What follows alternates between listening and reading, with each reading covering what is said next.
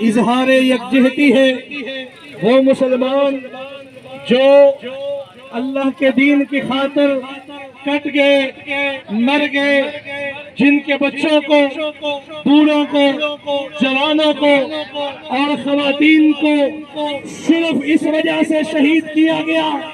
کہ وہ کہتے ہیں مسجد اقصی ہماری ہے، القدس ہماری ہے، فلسطین ہمارا ہے۔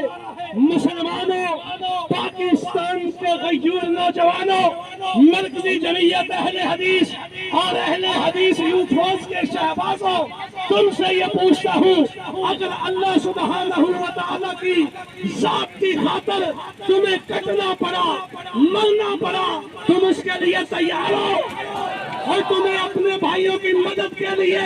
سروں پہ کفن باندھ کے نکلنا پڑا، تم تیار ہو؟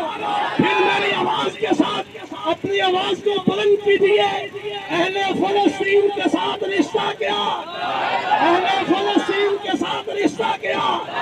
اور سنو، میں اس ریلی کی وساطت سے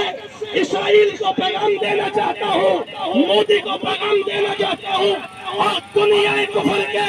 ایوانوں تک اس بات کو پہنچانا چاہتا ہوں کہ اللہ کے فضل و کرم سے اگر آج مسلمان بیدار ہو چکے ہیں، اور اسی ریلی کی وساطت سے